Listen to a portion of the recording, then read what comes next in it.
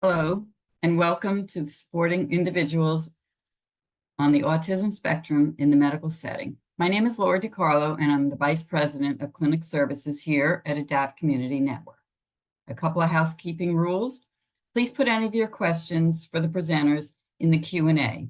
Ask a question, simply click on the Q&A icon at the bottom of your screen, type in your question, and hit send. The chat box will only be used to post information pertaining to ADAPT Community Network and this webinar. Information about how to access translation will be available in the chat. Please make sure that your questions are general in nature, as this webinar gives general information only and will not address specific cases. In the interest of privacy, please do not include any personal information. If you're having technical difficulties, there will be answers to shared questions in the chat section. This is being recorded, and you will have the ability to watch it again online at www.adaptcommunitynetwork.org. Please be sure to follow us on social media at Adapt We Change. It is my pleasure to welcome you to today's session featuring Dr. Paige Sipper and Dr. Jessica Zwiefak. Dr. Paige Sipper is a licensed clinical psychologist and chief psychologist of the Seaver Autism Center for Research and Treatment and an associate professor in the Department of Psychiatry. She has expertise in the diagnosis, neuropsychological assessment, and treatment of children and adults with a variety of neurodevelopmental disorders known as NDDs. Dr. Sipper's research focuses on sensory processing and biomarker discovery using electrophysiological and behavioral approaches. Dr. Sipper is the co-developer of the sensory assessment for neurodevelopmental disorders known as SAND, which is the first clinical administrator observation and corresponding caregiver interview to qualify sensory reactivity symptoms specific to NDDs. In her role as chief psychologist, she oversees psychological assessment process for a broad research portfolio ranging from natural history studies to clinical trials. Dr. Jessica Zwiefak is a clinical psychologist at the Seaver Autism Center for Research and Treatment and is an assistant clinical professor in the Department of Psychiatry. Dr. Zwiefak has expertise in diagnosis of autism spectrum disorder and other neurodevelopmental disabilities. Her clinical focus is on working with children and families with various presenting challenges, including treating individuals with autism spectrum disorder, ADHD, and mood and anxiety disorders. Please welcome me in joining Dr. Sipper and Dr. Zwiefak. Thank you so much for having us. Dr. Zwiefak and I are really excited to be here to talk about how we can support individuals in medical settings. And I want to say, while we're coming from an autism center, we see many individuals with intellectual disability and a variety of other neurodevelopmental conditions. And so the things that we're talking about today are going to be hopefully helpful to many individuals and children and families and parents and professionals interacting with all different types of individuals. So the focus of today will really be to sort of take 5 common challenges that come up in medical settings, and then to dig deep into each of them. So understanding sort of what they mean, what they are, why they're challenging, and then also providing really practical strategies that can be used to help your child or your patient in those medical settings. So I'm going to jump right in, starting with sensory, and then we'll talk about communication, the sort of unfamiliarity of the environment and expectations that come into play in medical settings, common behaviors that are observed. So it's easy for kids to become agitated or want to escape or avoid medical procedures. I know in the talk before, something came up about preventative care, and we really want to make sure that all individuals are getting the preventative care and that they need, and that things aren't avoided because of some of the challenging behaviors that do arise, because these are tricky things to do. for anyone really. And then we'll talk about how we can apply some of these strategies plus some additional strategies for specific procedures that might cause pain or discomfort or be particularly challenging for a given individual.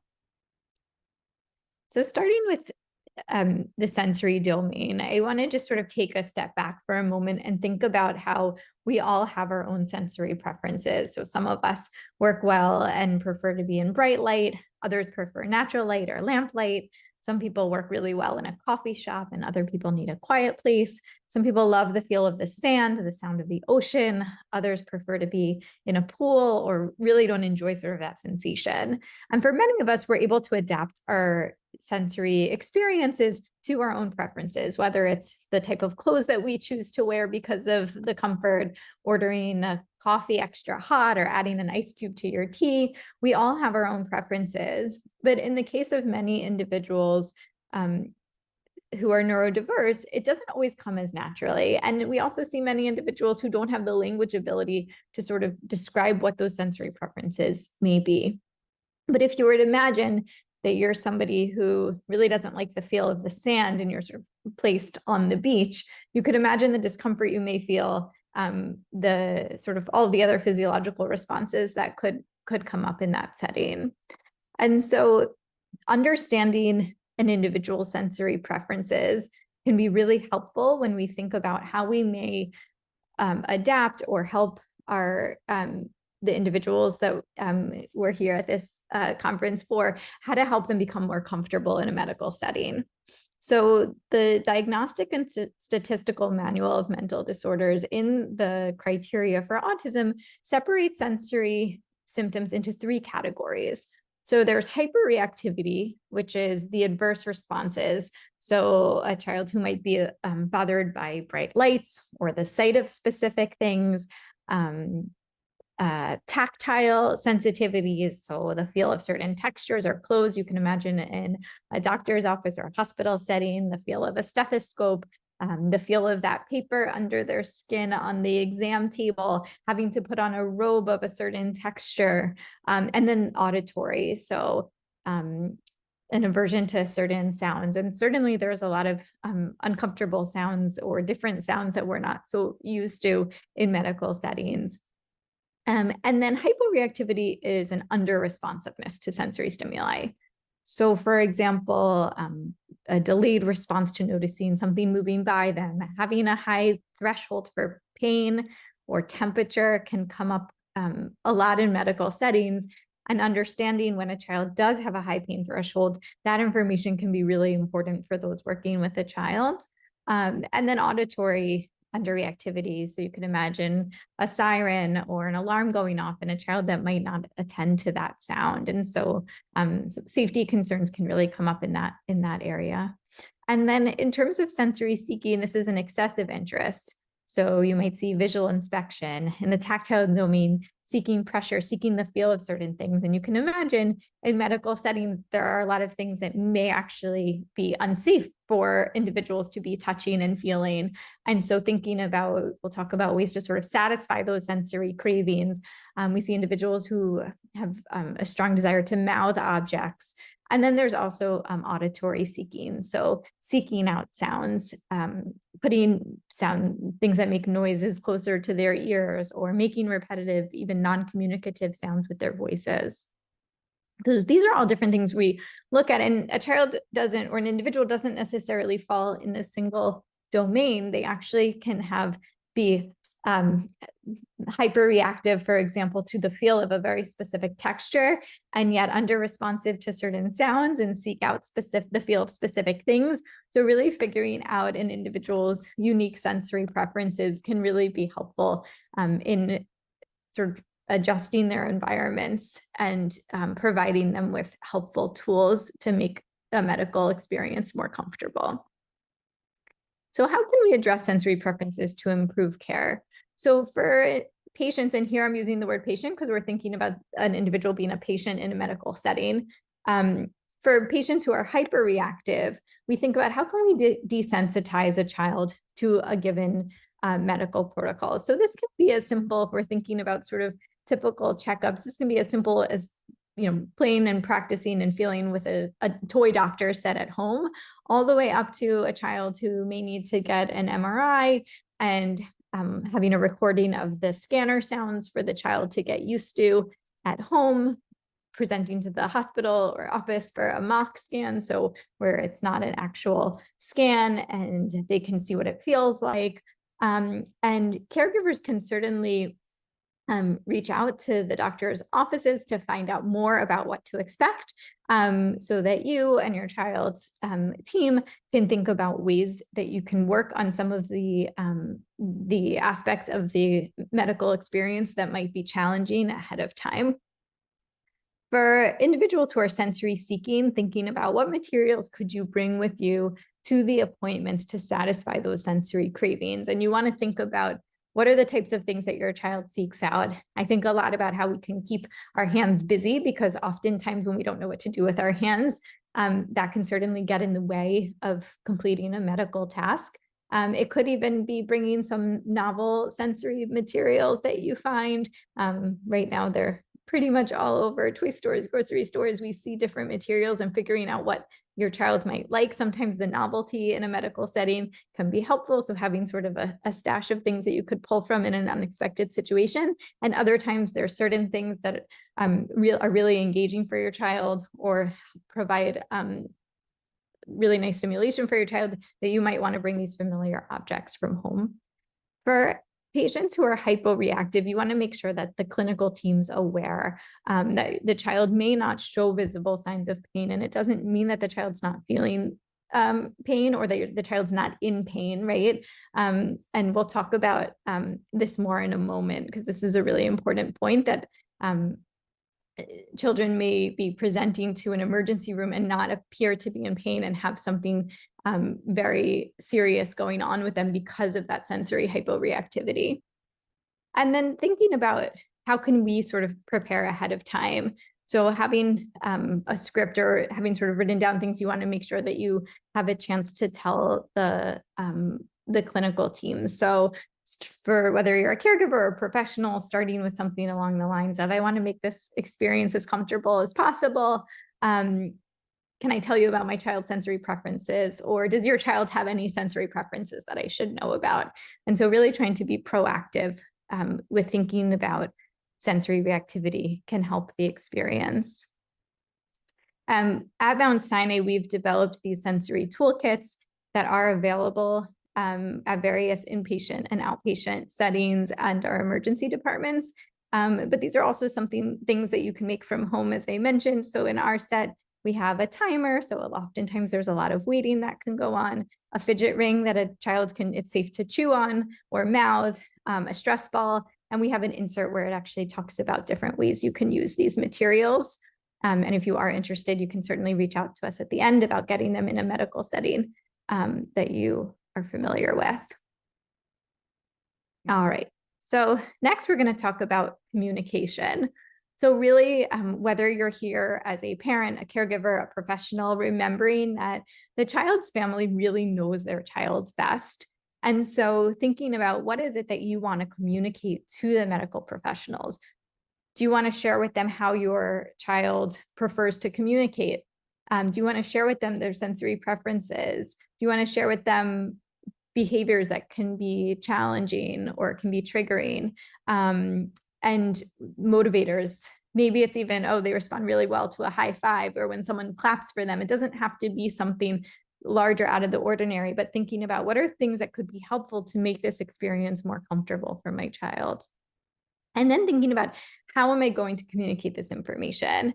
And I should add in that communication, that what do you want to communicate? There are also maybe actual medical things or health things that you do want to talk about. And you may not want to share those in front of the child. And so thinking about, is it something you want to call ahead about?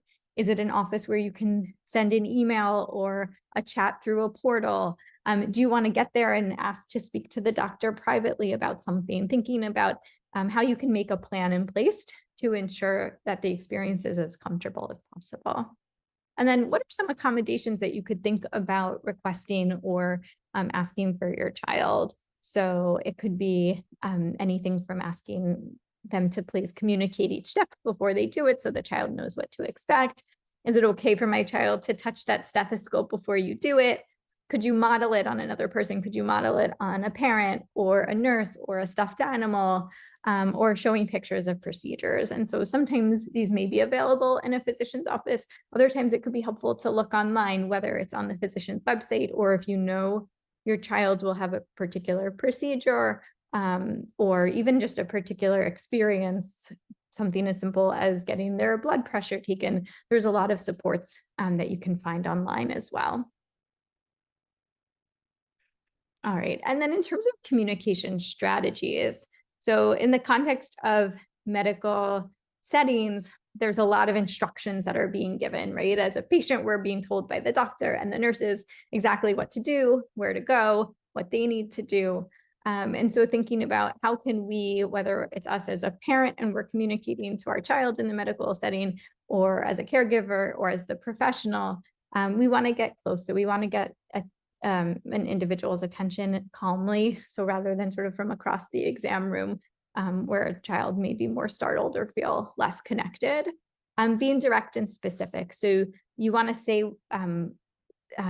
what you want to see, rather than asking. So for example, please put your arm out for the doctor, rather than will you put your arm out for the doctor? So when we phrase things as a question, we're more likely to get a no response, rather than saying things in a really direct way, just letting them know exactly what is expected in that moment. Giving one step at a time, and certainly can increase complexity based on comprehension, but doing things in a sort of modeling that calmness in communication can be helpful too. So step by step would look like, for example, please hand me your iPad instead of give me the iPad and then take off your shoes and go to the scale. And then thinking about sort of a 5-second rule. So before you add something new, but also even if you're asking a patient a question, making sure that you're sort of counting in your head, giving that individual a chance to respond, whether it's verbally, whether it's potentially non-verbally. We want to give them a chance to express something back to a question. So I think one of the most effective strategies, whether for sort of everyone, is to really tell the patient what to do instead of what not to do. So using plain, simple, clear language, we call this the positive opposite. So this will really promote compliance with what you need to get done in the medical setting, minimize challenging behavior. So for example, instead of don't touch, just look. Instead of don't climb on the chair, please sit on the exam table. Don't push, be gentle. Stop yelling. Please speak in a quiet voice. Stop interrupting. Please wait your turn. Don't play with the stethoscope. Please hold my hand while the doctor holds the stethoscope. You can just see how leading with that sort of positivity and kindness and directness already sets a different tone, which can really be helpful in getting done what needs to be done in the exam. And then finally, this strategy is from an evidence-based intervention called SPACE, Supportive Parenting for Anxious Childhood Emotions. And the concept is when we're dealing with anxiety and responding to anxiety, that there's this equation of two parts that really provides the most helpful support. So there's the acceptance validation piece plus expressing confidence. So for example, I know shots hurt and I know you'll be okay. So you're validating that the child's shot may hurt, and you're also expressing confidence that they're going to be okay. It isn't easy to wait, and I know you can do it. I know this feels uncomfortable, and I know you will get through it. And so it's not that we're saying the shot's okay, or right, it's not about necessarily the specific behavior. The broader thing that we're expressing confidence in is the child's ability to handle that uncomfortable emotion or feeling, right? That they can handle it. The feeling isn't dangerous to them. And really having these two parts is really important. All right, and I will pass it off to Dr. Zweifach for the next two sections. Thank you so much, Dr. Saper, and thank you again for having us here. We're really excited to share this information with you and collaborate with the ADAPT team. So I'm going to be talking now a little bit about another challenge that can come up when we're in a medical setting for individuals with neurodevelopmental disabilities, thinking about the unfamiliar environment and sort of setting expectations. So think about the environment. If we just sort of take a minute to think about what the exam room is like for us or our family members who might be autistic or have a neurodevelopmental disability, it can be a really overwhelming experience to walk into a medical setting. There can be a variety of sensory sort of experiences, as Dr. Saper was referencing. There might be machines that look scary. There might be things that look fun and exciting to play with. And we really do want to anticipate and know that you know your family member best, and you can help sort of prepare both the providers and also your individual, your child, or the person you're a caregiver of, for entering a new space. And we want to think about sort of all the possible sensory experiences that might happen, and also what your individual is really interested in or possibly more sort of hypersensitive to. So we can think about that environment, and then we think about possible modifications we can make to the environment. That can be through our own communication. For example, being curious, calling ahead and asking, okay, what accommodations might be available? Might we be able to do something not in an exam room that has so many supplies, but maybe a quieter space? Or maybe it's possible to do it in a room that has a light dimmer if you have an individual who might have light sensitivity.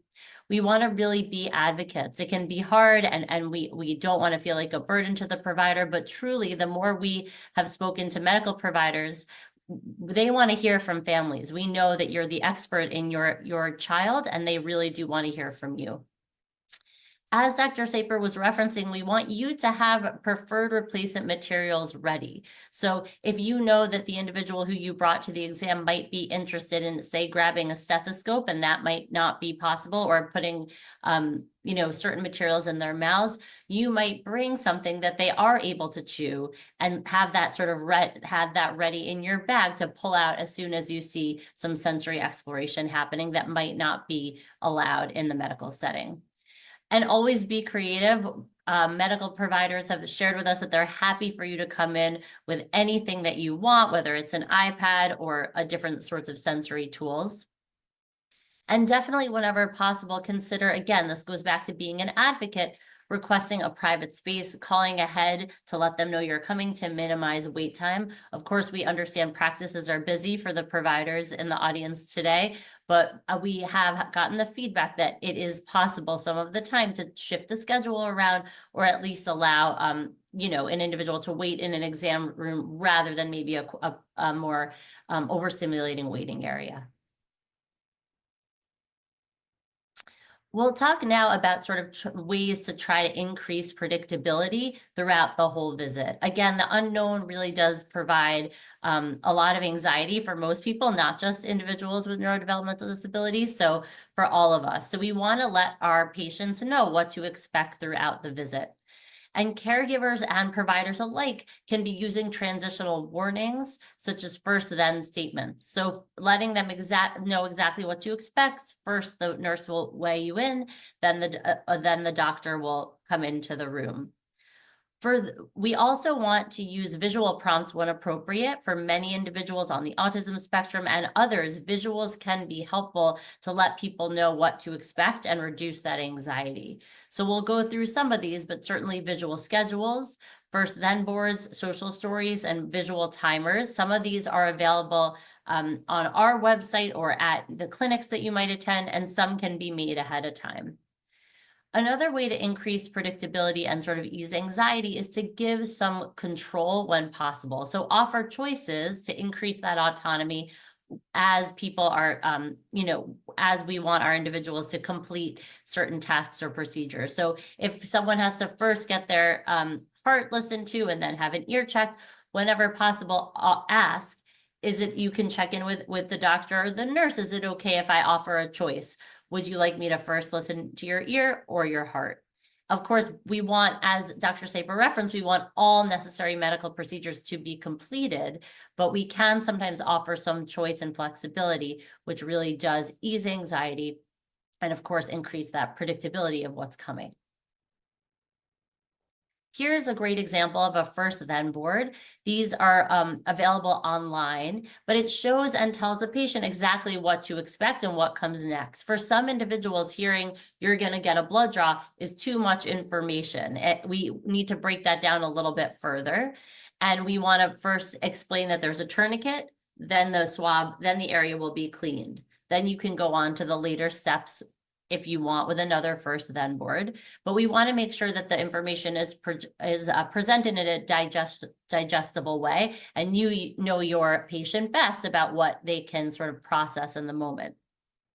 So in terms of thinking about the ways to use a first then board, sometimes it might be the first and next part of a procedure, but it also might be something where the then is the reinforcing object or the reinforcing experience. So first you're going to get a shot, then you get to get a sticker or a prize from the prize box. There are some great examples of these. This one's from the Autism Speaks Visual Supports Toolkit. You can also look at a website called Do2Learn that has lots of visuals, so you can create your own at home or in your clinic. Here's an example of a visual schedule. So something with a bit more detail than a first then board, where individuals can go ahead and cross off or watch a caregiver or provider cross off things as they complete them. Here's an example of a whole visit to a doctor. And this can also be looked at ahead of time at home to let the patient know what to expect before they get to the exam. Or it can be used in the moment, and providers' offices can have these laminated and used over and over again so that individuals know what to expect. Again, sort of thinking about what your child needs, and do they need things broken down step by step for sort of a whole blood draw, or do they need something more broad where they can sort of look at the whole day of the visit? And there are two examples of these here. Another great way to use visuals to increase predictability and sort of ease anxiety and let individuals know what to expect is a social story. So we use these to prepare individuals for a challenging situation, an anxiety situation, really any type of new situation. Research has shown that this does really reduce challenging behaviors, and there are lots of examples. The idea would be that you create a social story about the anxiety provoking or new situation, so maybe about a blood draw, and you read and go over the steps ahead of time. Social stories are written in the first person usually, so it would be something like, tomorrow I'm going to the doctor, I'm going to be getting a blood draw. First, I'll meet the nurse, and it goes on from there.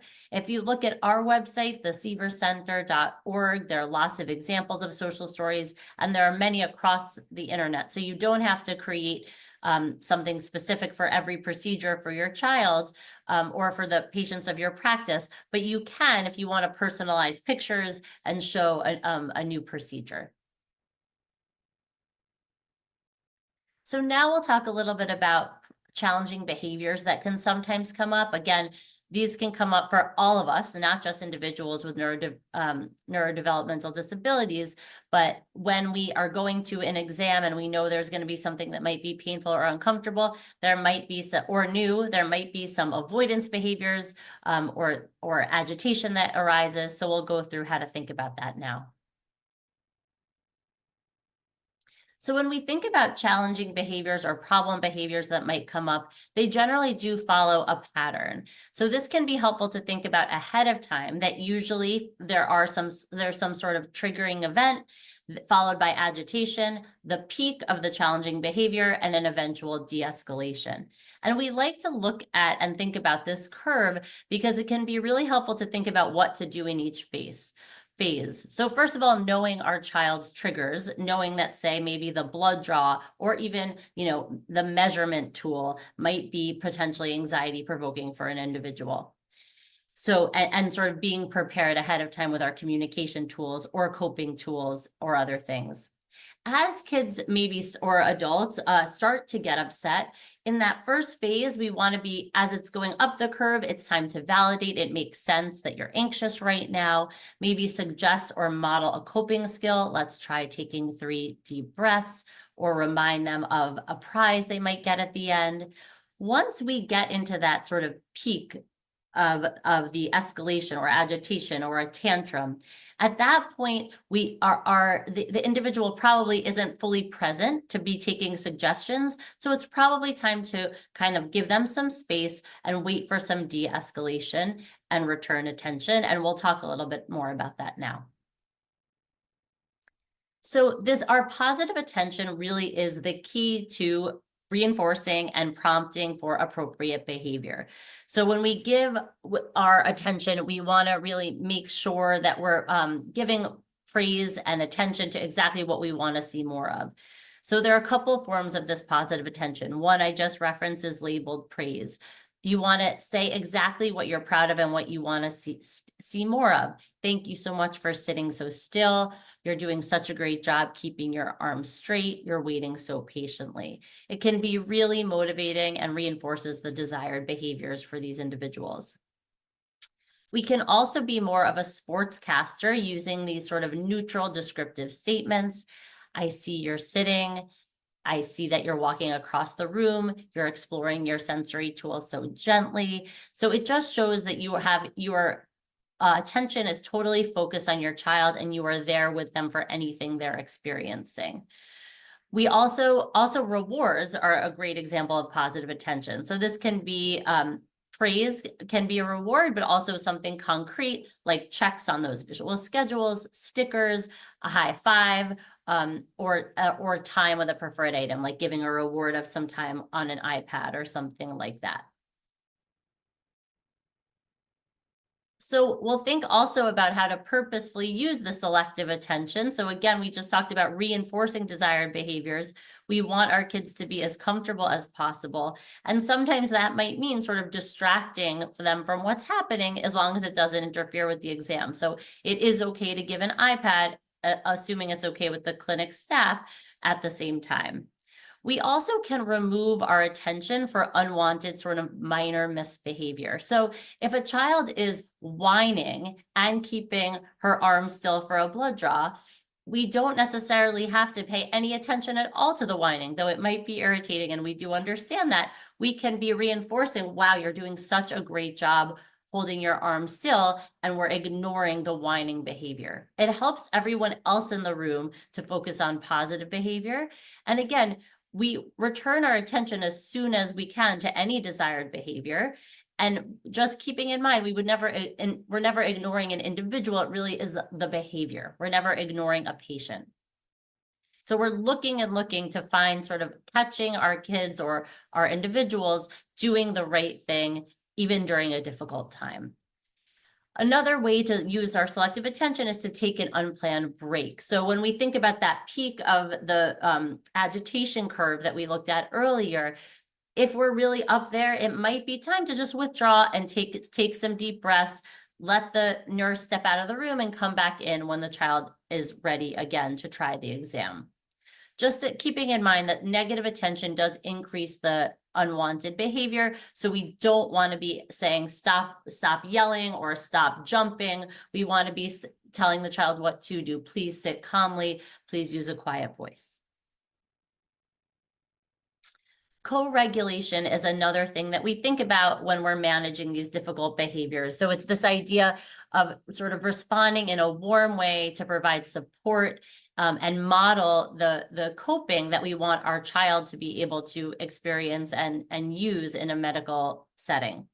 So the first step is tolerating the discomfort ourselves. And there can be some coping ahead we can do for this a little bit, because it's very uncomfortable to see your adult child or a young child experience discomfort. So really allowing yourself to sort of be calm while the child is uncomfortable. We are all uncomfortable at points during medical exams. So if you are able to stay calm, your child will really absorb that calm feeling and understanding that they can tolerate the discomfort also.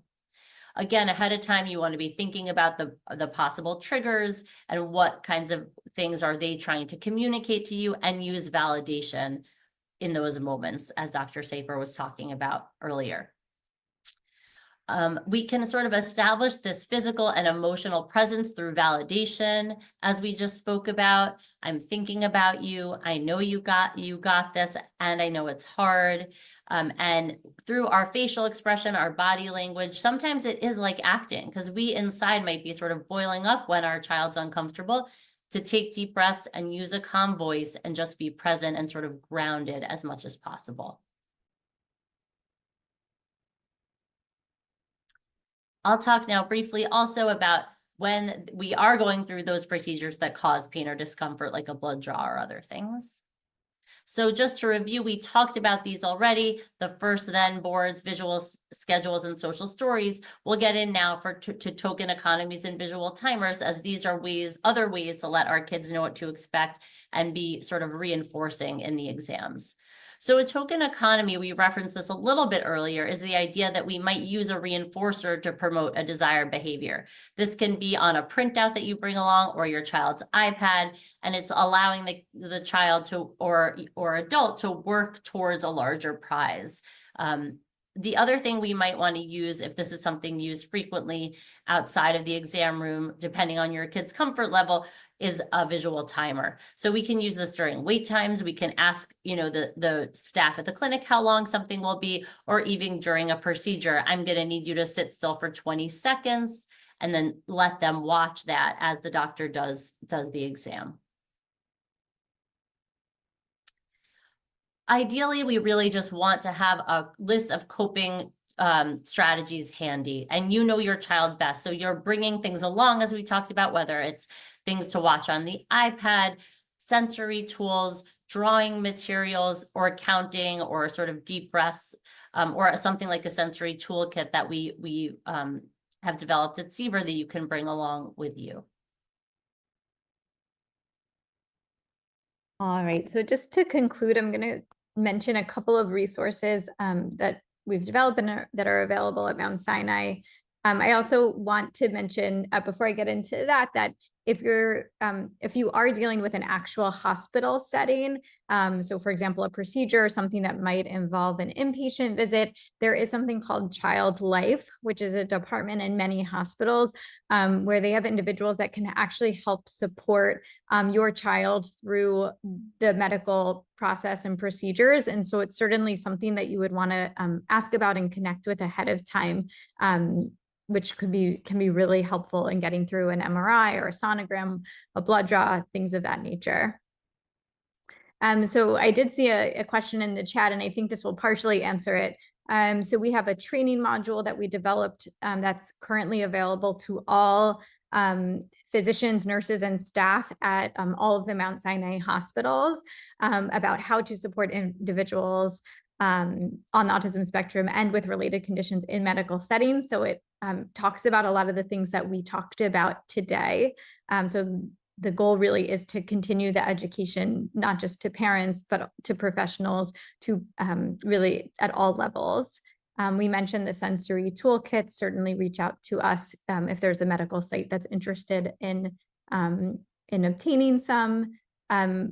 We have a sensory assessment that we developed, which is used both clinically and for research purposes, that can identify a child's unique sensory preferences. So it's a semi-structured assessment, so a clinician administers with a lot of fun sensory materials to the child, and then there's a corresponding caregiver interview, and you can actually see your child's sensory preferences. It's appropriate for individuals at any level of language and cognitive ability. So an individual can have no words or many words, and the assessment is still appropriate and valid.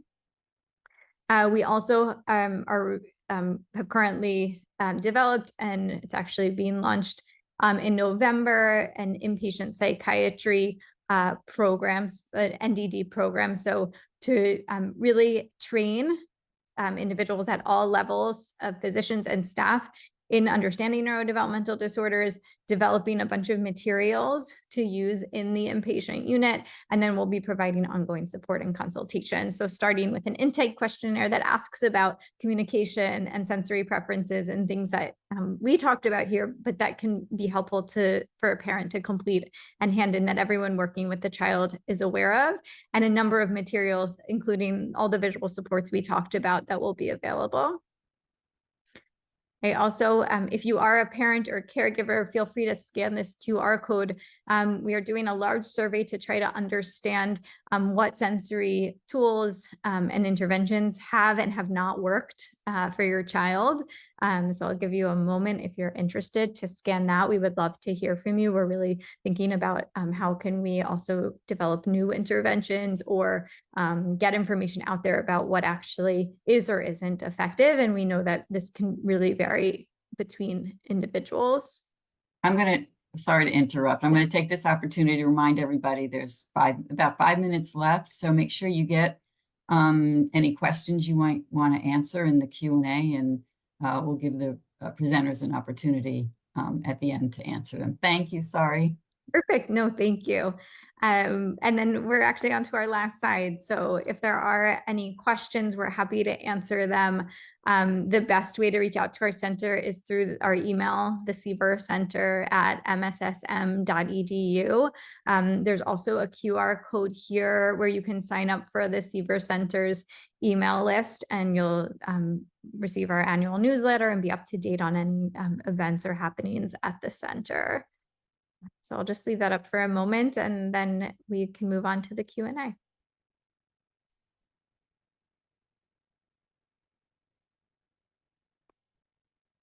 All right.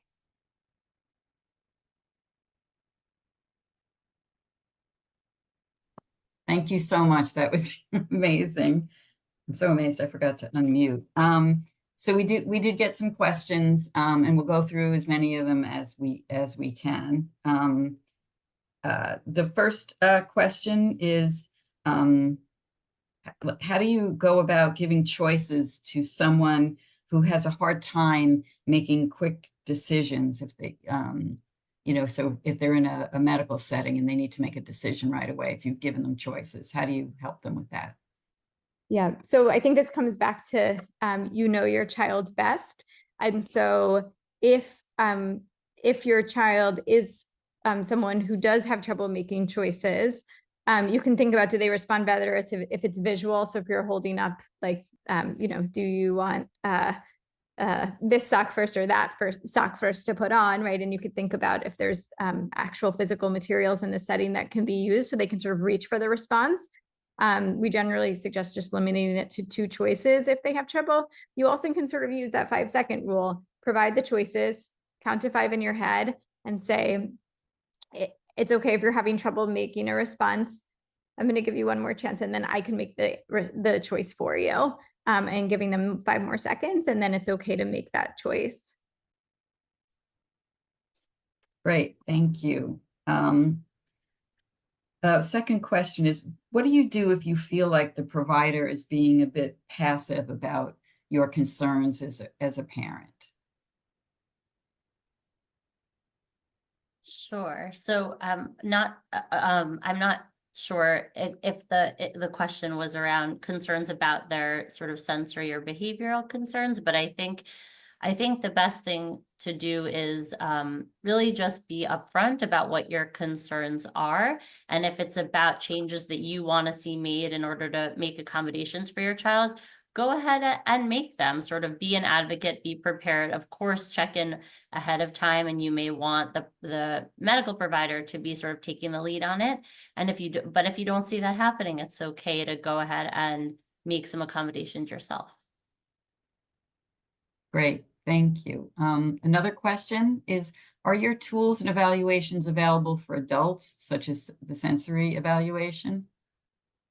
So good question. So the sensory evaluation that I showed is validated in kids who are 12 and under, but there are questionnaires out there for adults, such as the sensory profile that's commonly used. And the SAND is appropriate for individuals with mental ages 12 and below. So for those with intellectual disability or more limited language, it is appropriate. Okay, thank you. Another question, can you give us some tips on how to support a young adult when meeting a medical provider for the first time? Definitely. I think one of the things that we think a lot about here is the communication. So sometimes when a provider might think that someone has some sort of disability, there may be an instinct to speak to the parent. And when we do trainings with medical professionals, we do lots of reminders to speak directly always to the patient, and making sure that you're speaking to the adult who's there for treatment. So that's one thing. And I think that can be really modeled by the caregiver. The provider can be reminded to do that if it's not happening. And then also for the young adult, just sort of preparing them beforehand. A lot of these tools, although we may have said your child, we don't mean 5-year-old child. We mean, because we know we're talking to many caregivers today of adults also. So a lot of these tools where we're thinking about coping ahead, thinking about, social stories for things would absolutely apply to a young adult. But if there are specific questions on modifying things to be more appropriate for an adult, we're happy to answer those, of course. Okay.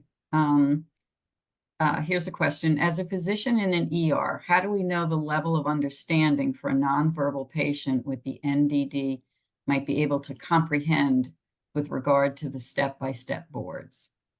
Yeah, so I think one thing to keep in mind is that we often don't know, right? And so we really want to support anything we're saying verbally, visually, as much as possible in those cases. We also don't know when an individual is starting possibly to understand more in writing. So we often say to have the actual visual, the text, so that someone could read it, they could look at the picture, and they also can hear what you're saying. It's also nice to be able to reference and go back to, so the individuals don't have to hold all the steps of what to expect in their mind. So even for someone who does have the comprehension skills, it can be helpful to see progress when you've finished a task. And so there's a lot of benefits to visual supports for a range of individuals. Thank you. I think there's a lot of interest in training clinicians and professionals, especially focused with people, adult patients. So do you do any training to clinicians to treat adults with NDD? Yes, certainly. So clinicians can certainly reach out to us. As I mentioned, anyone a part of the Mount Sinai Health System has access to this, but we also do provide trainings to outside groups as well.